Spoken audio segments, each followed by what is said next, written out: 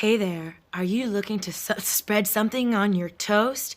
Try new peanut, I'm just kidding, it's just me, I got you. I'm on my way to you. Hopefully I should have for work today, just kidding, I always do. Just kidding.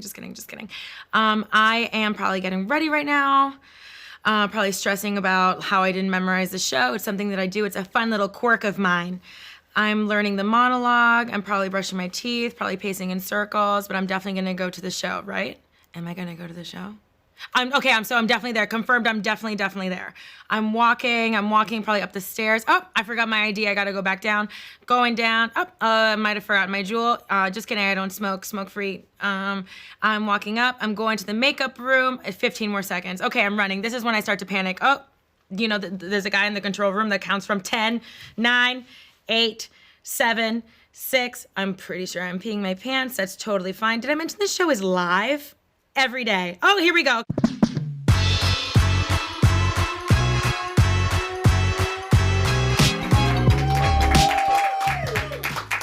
Hi. Hi, hello, welcome. You have been looking for a new show to obsess over. And you did it. You found me one time for you. We have a great show for you today. We're gonna talk about Selena, Justin, and Hailey. So you're gonna fucking hate it. And The Bachelor. My name is Tefi. I am your host. This is a pop culture show where we talk about things like Selena, Justin, and Hailey, okay?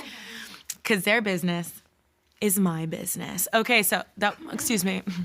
Because there's no business like business that isn't mine. Okay, so guys, let's touch base for a second. One, we have some new people in the chat, right? We have Beckles, which I think is a biblical name. Welcome. We have someone from South Africa, where everyone knows Trevor's and Elon's roam free. We have Ellie. And lots of others, says Molly. Okay, great. So we got it. Like I said, we're gonna touch base. Listen, if you wanted an episode about feelings, bitch, you got it, okay? We have so many feelings to talk about, so buckle in, bitch. All right, so things have been really heavy lately. Not just because of like current events, but I feel like I've been talking to a lot of people and everyone's like, do you feel that weight? And I'm sick and tired of saying Aquarius season. Like I'm just gonna have to talk about actual feelings, right? So listen, being alive, being a human being is stressful within itself, right? And I live with anxiety and depression, right? And it started when I was 15 and I remember my first panic attack. I was watching Will and Grace at my house with a friend. And I looked at her and I said, hey, are you having a good time? And she's like, yeah, great. I'm like, cool, call an ambulance. I have no moisture in my body and I think I shit out my heart, you know? So she calls 911 and let me tell you this. That day sucked. But Tefi, did you have the hottest EMTs you've ever seen in your house? Anxiety has its pros and cons. And attention from hot guys with their little necklace to hear my heart was one of them. I was like, okay, wow. Dinner first? Okay. So I remember around this time too, when I was like 15, no one around me was experiencing this or just talking about it. I'd be with my friends, like hanging out, doing what girls do. And one friend would be like, oh my God, don't you hate it when like the makeup just isn't cooperating with you one day? You know what I mean? Like it was fine yesterday, but today my face looks horrible. And another girl's like, yeah, but the guy I'm talking to isn't answering my text and I can't re-text him because I was the last one to text. You know how like annoying that is, you know? And I was like, yeah. Are you ever like chilling and then not chilling? Like, are you ever like hanging out and then you think you're having like a heart attack? And they're like, and I was like, you mean to tell me that I'm the first to get anxiety and the last one to get boobs? That's fucked up. That's really fucked up. But now I like, obviously I have a total handle on this. Like I'm 100% okay.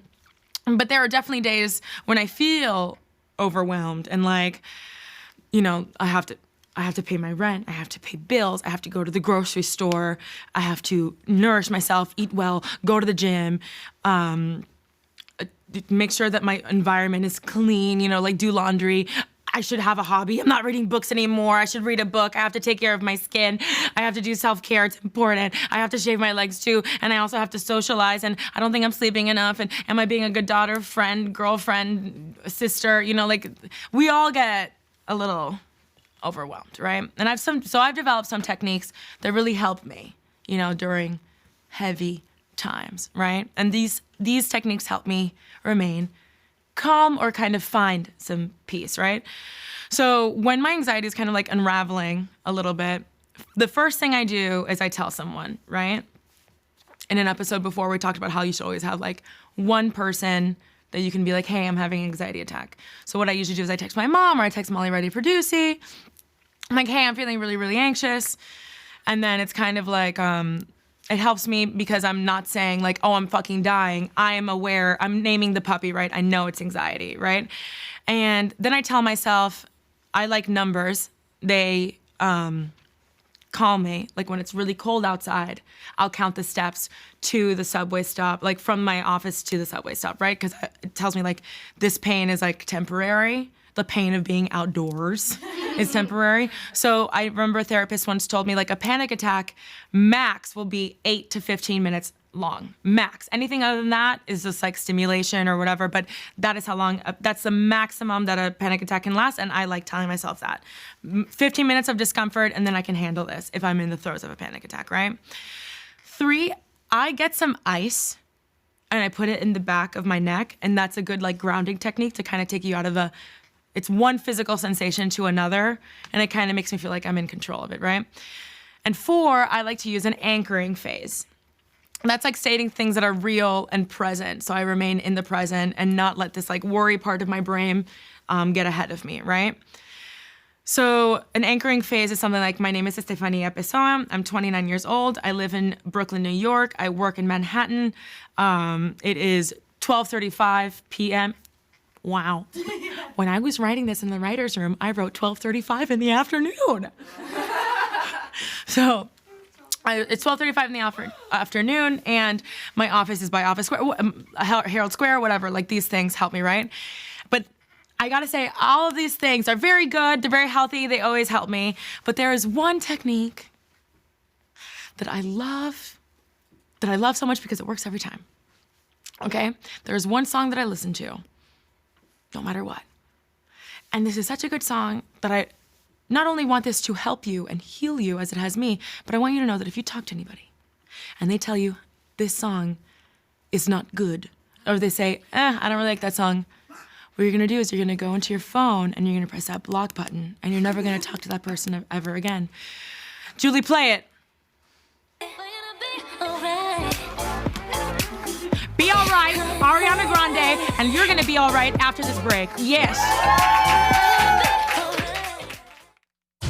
Project Runway just wants to have fun with an 80s icon. Meet your guest judge, Cyndi Lauper. Oh my God. Is this real? But one designer shows his true colors. If you like it, if you don't, that's not my problem. I think he should stop talking. Bravo's Project Runway, all new Thursday at 9, only on Bravo.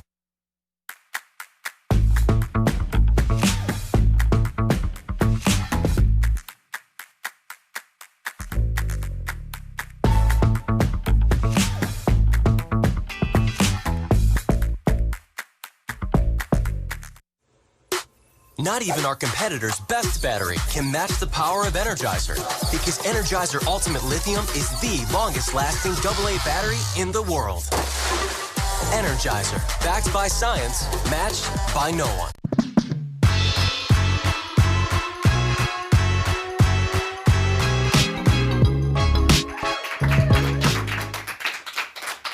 How are we doing, my little totos? Okay, guys, so it's terrible. My little vaginas. Guys, The Bachelor disappoints, right? Okay.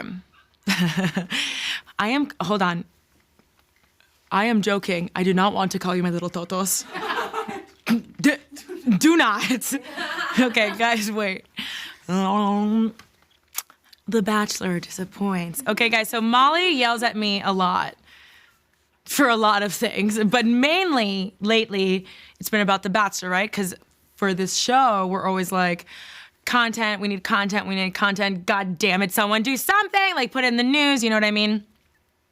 And with The Bachelor, it's like constant debauchery, right? And she always tells me like, oh, Tefi, you're really missing out on like crazy shit. And I'm like, Molly, I can watch built women with great hair getting blackout drunk, fighting over some normcore Patagonia guy whenever I want. I just have to go to a bar in Murray Hill and I'm done, you know? But this episode really made me feel like, oh, I should tap in. I should tap in. Let's play a clip. There actually is not going to be a date because Peter's left town. He's left Los Angeles. What? Ladies, it's time to pack up. Oh. Where are you going? Where are you going? The first stop on this amazing journey that will take us literally around the world Oh my gosh. will begin in a city full of art, culture, and rock and roll. Vegas, Paris, Amsterdam, London, rock and roll, Sex Pistols, you know? Or what about like Madrid, you know, like flamenco, hot, spicy, cold. Are we thinking too small? Could it be Tokyo, Mumbai? Okay, let's see, where? Peter's going to meet you in Cleveland, Ohio.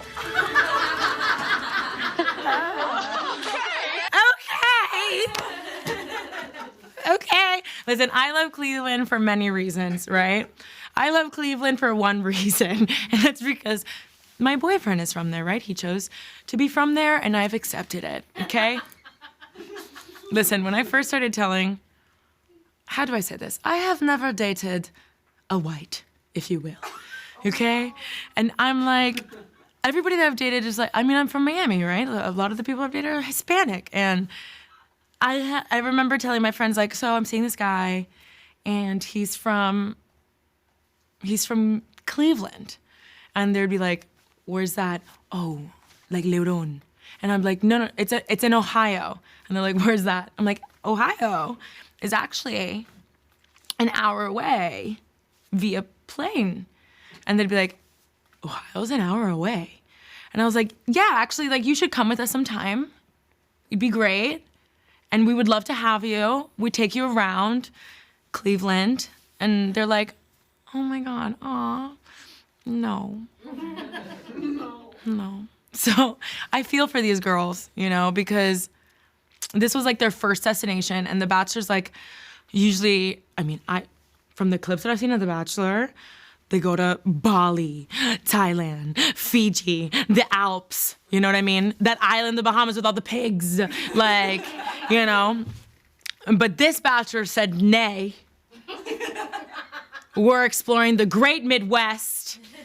There's plenty to see in our country, our beloved country, you know? And like, listen, they're gonna have a wonderful time. There's a lot to do in Cleveland. There's a lot to drink in Cleveland. And you're gonna have a wonderful time, you know? But I have a worse story than these girls do, okay? Because one day, last year, my boyfriend came up to me and he goes, great news. We're going to a wedding in Berlin. And I was like, oh my God, yes. Edgy wedding, punk, total wedding. We're gonna do like sex stuff in clubs. It's gonna be great. And he's like, Berlin, Ohio. Let's take a break. Where does your almond milk come from? Almond Breeze starts here with our almond trees in our Blue Diamond Orchard in California. My parents' job is to look after them. And it's my job to test the product. The best almonds make the best almond milk. Blue Diamond Almond Breeze.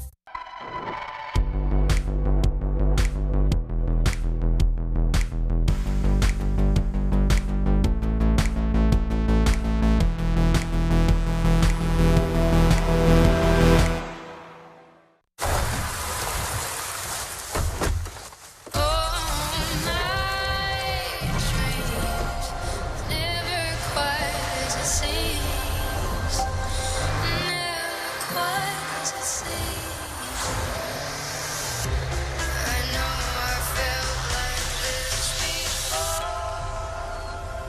inspiration in every mile.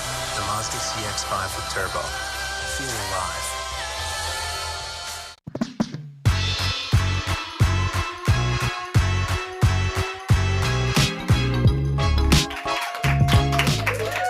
Guys, I gotta say something. My boyfriend, Jason, is not a talker. I think for 3 months, all I got was LOLs, okay? I have never seen him talk this much, ever. Don't even get me started about the time I first sent him a nude and he thumbs up. He sent me a thumbs up. So you guys, and it was art. It was art. Belly button to spine. It was fantastic. And the way that he talks to you guys, I guess he's, you know what, Jason? I am happy to call you one of my totos. Because you're never gonna see mine again. Okay, so guys, Selena accuses Justin of emotional abuse. That's right, guys, we were here and now we're coming down. All right, so Selena did an interview with NPR talking about her new album and Justin Bieber, obviously. So the interviewer was actually like this show's guardian angel because she asked the things that we want to know, and she asked Selena if she was talking about Justin Bieber and some recent work of hers, right? Here's a clip. Goodbye to Justin Bieber, who I'm assuming you're talking about. You had to get the name in. I get it. That's a confirmation, you little bitch. We finally fucking got it. And I look back at the old Selena Gomez video where people are like, oh, Tefi, I'm 12 years old. And how come you always think Selena's talking about Justin Bieber? Because she is, bitch. Because she is. And yes, I'm calling a 12-year-old a bitch. Okay, so obviously that's a confirmation. And I say that's a confirmation for someone who's as media trained as Selena Gomez. You know, like, she's a veteran and she doesn't do these interviews. I am 100% certain she does not do these interviews without knowing what they're gonna ask beforehand. So I'm sure her and her publicist sat down together and were like, how do we say yes, but not say yes? But not say no. And that's it. I understand why I had to say the name. You had to get it out. And we did, Selena. We did. Okay, guys, so then the interview goes into a different direction, right? And then she talked about this. Do you look back on that time and is when you think about the parts of your life that were painful that you've kind of moved on from, is that one of the harder parts? No, because I've found the strength in it. It's dangerous to stay in a victim mentality. And I'm not being disrespectful. I do feel I was a victim to certain abuse. And you mean emotional abuse? Yes. And I think that it's something that I had to find a way to understand it as an adult. And I had to understand the choices I was making. As much as I definitely don't want to spend the rest of my life talking about this, I am really proud that I can say I feel the strongest I've ever felt. And I've found a way to just walk through it with as much grace as possible. Okay, so we're gonna unpack this together, okay? Oh God. Selena looks exactly the same, and Justin Bieber does not look like that anymore. It's crazy. So we're gonna unpack this together, and I'm gonna unpack it as someone who has been in situations where I've been like really emotionally vulnerable and definitely taken advantage of. And you know what? The majority of people have been through something similar to this kind of abuse, whether they talk about it or not, you know what I mean? And it's crazy because it's one of those things where you look back, it takes hindsight to kind of pinpoint this, and especially emotional abuse, because it can be so sneaky and it can be so normalized that it's kind of like, you know, when you look back and you're like, or you see a photo and you're like, oh, why did I wear that? It's almost like you don't recognize that person. It's kind of like that same mentality where it's like why did I stay, or why did I say that, or why didn't I say this? You know what I mean? And why didn't I call this person on their shit, you know? But when you're young, and they started dating very young. When you're young, you don't know about boundaries. Unfortunately, boundaries is like one of those things that takes experience, you know? Like for me, I thought that in a relationship, you have to be this all-encompassing person to the person that you love. Like no matter what, you have to be like this ride or die bitch and like convince yourself that like you think that this is loyalty, right? You have this huge relationship, like years of back and forth, but you're like, I'm a loyal bitch and I'm gonna take it because I love you and I choose you. And that's like, And then you can't get out because it takes a lot of time. It takes a lot of time to like get out of this like back and forth seesaw kind of situation. You know what I mean? Because everybody wants to be needed, you know? And it's so addicting to be needed. It's so addicting to feel like you have somebody to depend on and lean on, especially like in a situation or maybe a lifestyle or a time in your life where you feel like you only have this like one person who understands you, right? I want to say that there is a real confusion when you're young and starting out to date between passion and validation versus like actual love, you know? And I see that same kind of difference with like being nice and being kind, you know? Being nice can be kind of fake. And a lot of surface stuff where like being kind is like, I don't like this for you, you can do better. It's the same thing with like passion and validation. One can be really dark and nice, but love is patient, love is kind. Am I making sense here? Yes. Thank you. So I can see Justin Bieber as this person who can definitely let his emotions explode. And we've seen it. We've seen it for years. We've been with him when he was like this budding star, and we've seen him run amok, you know? And it's really scary to be around people like that, and I definitely have. And I see him being very emotionally needy, and I'm trying my hardest not to say that he's also a Pisces, you know? But I feel like Hailey and Selena are emotional absorbers, for sure. They are people that you can depend on, for sure, and they are empaths. And I'm sure that they are people who want to help and care, and I am sure that Justin is and was as kind to them as he is mean. Like, just because you're kind doesn't mean that the mean shit that you've done and said gets canceled out. And I've met a lot of people, and they've been talking to me about relationships in their life, present or past, and I'm like, holy shit, this person is talking to me about this relationship as if they don't know that this is emotional abuse, you know?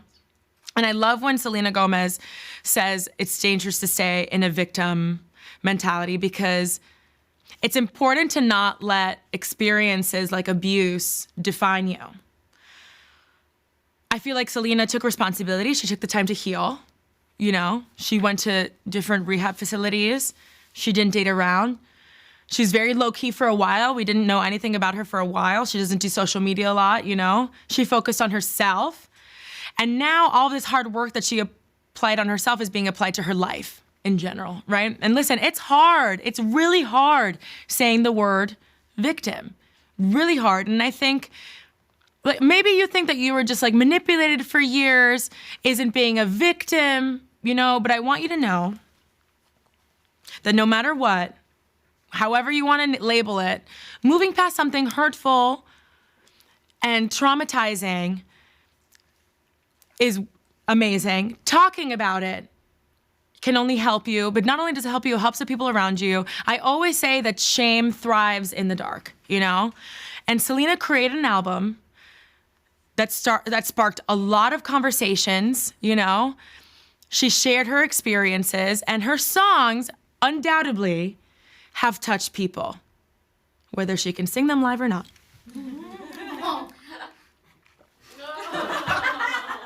I can feel Selena fans being like, we almost fucking like that bitch. Like, I can feel it, you know? So Justin obviously has some problems, and we got some insight into his life recently. Okay, so Bieber's documentary is very much adequate. That's for my tickers and my talkers out there. Yeah. Okay, so I watched the first episode of his new documentary, Seasons, on YouTube. on YouTube Premium, by the way, which I did not know that I had until I got the email confirmation that your payment has been accepted. And I was like, well, that's great for you. What the fuck is YouTube Premium? Anywhoosies, it's a thrilling 11 minutes. And I have a few points about it, obviously. Like, so the first couple of minutes, they show this like compilation of shows that his concerts, right, during his Purpose tour. And I think it's not a mistake that they started the first episode of the series with Justin in a glass box, right? So he's like above the crowd, he's in a glass box, and it's like every city. It's like London, Miami, Cleveland, you know? And immediately I was like, okay, I see what's happening. I see the narrative that they're trying to build, you know, and Christina Aguilera did it better in the Fighter video, but that's just me, you know? And it was like 11 minutes of him driving in the car. And they don't really like, this documentary doesn't really tell you anything new. It's everything that we already know. And it's very, definitely 100% surface level, you know? And like, just because we saw your childhood home and we went to that spot in Ontario, right? Mm-hmm. In Ontario, where you used to perform for people, like, is not vulnerable. It's not anything new. You know what I mean? And the interviews that they did with people, like they did his manager and Scooty, you know, and they were designed to feel intimate, like you're getting a peek behind the curtain. But they were just like, oh, Justin Bieber told me he didn't want to perform anymore. Cut back to 11 minutes of him, more minutes of him driving, and then cutting back to, and that really scared me because it's his favorite thing to do. Back to Justin Bieber in the car. It was whatever. And Hailey Bieber looks gorgeous. She looks so pretty in this documentary. Like, seriously, she is so fucking pretty. But one thing that really stuck out to me is that in the 405 minutes, he's in the back of a car, and they're listening to this song that has definite potential for Subway shoulders. But you gave us Yummy? You gave us Yummy? You fed us Yummy? When we could have had that song? And he loved it. He's like, imagine my drums on this. I'm like, I can't imagine. Just give us the song. Don't take your time with it. Don't be Rihanna. You know? So another thing that they touched on is like how he kind of burned out, right? And like he canceled his tour. And the first thing I thought about when they were talking about how he canceled his tour was like, oh my God, if I was a 14-year-old girl in Miami and I was going to the Justin Bieber concert and he canceled, I would be crushed. I'd be crushed. But then I thought, okay, Tefi, but wait. And I was like, okay, Tefi, tell me. And it was like, okay, she said, I'm losing it. My name is Stephanie Pessoa. I live in Brooklyn. Okay, just kidding. So I thought about it too, like, okay, Tefi, valid. That would have been crushing, right, to cancel your tour. But I come to the building, the same building every day. 7:30, I leave around 3 or 4. I get home to the same apartment. I'm beyond tired, you know. I do this show live every day, traveling from the same apartment to the same building, and it's exhausting. So I cannot imagine Justin Bieber, how tired that must have been. Like yesterday we had a production meeting with the team, talking about like scheduling and some changes that we want to make. And I was like, whoa. Starting to sound like I'm not gonna have time for my nap, and that's not okay with me. Like, you know what I mean? So for Justin Bieber, it was like 100 live shows, traveling, not even knowing what city you're in, waking up, not knowing what city you're in, being in a different hotel room every day. It must be very isolating, very lonely. Even though you're like surrounded by thousands of people who say that they love you, it for sure takes a toll on you. And I was thinking about this, and then Molly Ray, producing, and Kim Reddy let me know that he uploaded something to Instagram yesterday, and God damn it, I am good. Okay, wait, let's begin. From the top, just fucking kidding. I am not gonna read all of that. Absolutely not. Who has the time? So we cut out some key parts, some parts that we felt were key, right? So I went from a 13-year-old boy from a small town to being praised left and right by the world with millions saying how much they loved me and how great it was. I don't know about you, but humility comes with age. You hear these things enough as a young boy and you actually start believing it. Rationality comes with age, and so does your decision-making process. Interesting. Next. I started doing pretty heavy drugs at 19 and abused all of my relationships. Abused. I became resentful, disrespectful to women, and angry. I became distant to everyone who loved me. I was hiding behind a shell. The comment doesn't belong there, but I'm moving on. A shell of a person that I had become. I felt like I could never turn it around. It's taken me years to bounce back from all these terrible decisions, fix broken relationships, and change relationship habits. That's what I said. That's what I fucking said. Guys, acceptance and awareness is wonderful, and I wish that for everyone. But the worst part about this, and sometimes having to face the things that you have done, said, is that you have to accept that you have hurt other people in this process. You know what I mean? Of bettering yourself. And he's owning it, and he's doing it. So props to Justin Bieber. And like I said, our sweetie angel, Hailey Bieber, is in the documentary. And guys, while she looks beautiful, you know, she kind of looks a little depleted and concerned. And I get this feeling that she's on edge a lot. I think that she spends a lot of her life now with him just trying to make him happy and walking on eggshells around her own husband. I cannot believe that she married him. Yeah. I will never get over it. But they cut, like, in the documentary, they, like, suddenly cut to her. You know, like, he's like, talking, whatever, they show a bit of the studio, whatever, and it suddenly cuts to her, and she starts, I love to see him do what he loves. And I'm like, immediately, I was like, Hailey, I get the feeling that you're not passionate about modeling, that you're just like, that you were approached with modeling, but you weren't like, I want to be a fucking model. I get that feeling, you know, and I think that what you are passionate about is taking care of others around you. I'm not going to say that she's a Sagittarius. And while that is sweet, and while it's important to be empathetic, you know, you got to think, side note, you got to think about your cup. If you're putting all of the water in your cup into somebody else's cup, but they're not in a place in their life, or they're too sick to give you anything back, that takes a lot out of you. And I think he has a lot of pain and anxiety, and I think he truly is just burnt the fuck out, and he puts it on other people, for sure. And like Hailey, Selena, I can see a lot of similarities between them, and I think Justin has a type, and that type is a parent. I think he wants a mom. And I'm just gonna say it, I get a lot of white teenage boy punching a wall energy from Justin Bieber. I get a lot of it. And then when he punches it, he goes, look what you made me do. I'm like, you look fucking psychotic, Tyler. Whatever. So I can totally envision Justin Bieber exploding. You know what I mean? I can see him being like really, really high, and then being really, really, really low. And I think depression 100%, of course, affects everyone differently, but I'm an avoider. When I'm going through it, I'm an avoider. And I see another avoider when I see one. I see what I see when I see it, you know?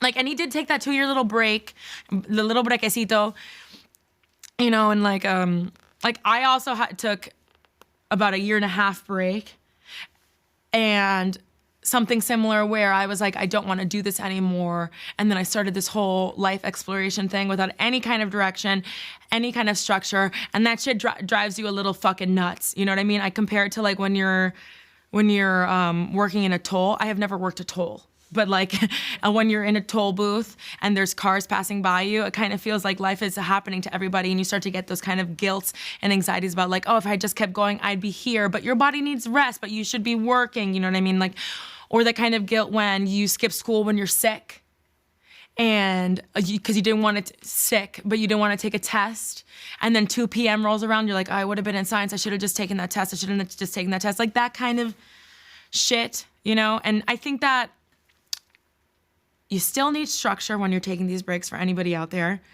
You still need direction. And I just think it's crazy that he took this break after his album was literally called Purpose. And I feel like he's always on this road to find himself in these like definites, like I am this and that's it. And then he evolves and like throws him off. You know what I mean? And like everyone needs breaks. Everyone needs breaks, you know what I mean? And it's obvious that Justin Bieber has a lot of demons to tackle still. And I feel for Justin Bieber. I do feel for Justin Bieber, of course. I'm a human and I'm a water sign. But guys, I do fear a little bit for Hailey, because I feel like I don't want her to become like Selena, to go through what Selena went through, adopt a lot of Justin Bieber, you know, like become more like Justin Bieber. And I said this in the writer's room, and Kim Righty looked at me and said, oh my God, do you think she's gonna release shitty new music? We'll be right back after this. Exactly. Liberty Mutual customizes your car insurance, so you only pay for what you need. Nice. But, what's up with your partner? Not again. Mimo, that's your reflection. Only pay for what you need. Liberty, liberty, liberty, liberty. Ahoy! Gotcha! Quick, the quicker picker-upper. Bounty picks up messes quicker and is 2 times more absorbent. Bounty, the quicker picker-upper.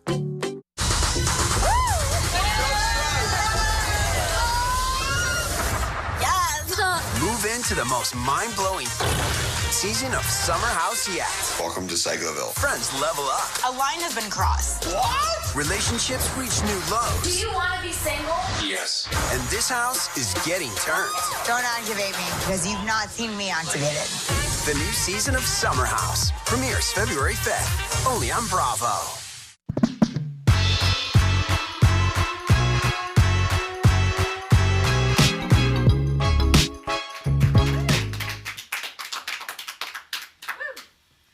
How's everybody doing? Good? That was an episode, right? Oh my God. Okay, I'm just gonna start bringing my journal entries to the writer's room. Just kidding. It's terrible. Okay. So guys, we've reached my favorite part of the show. It's when I get to bond with you a little bit, share some life advice with you, you know, some tips.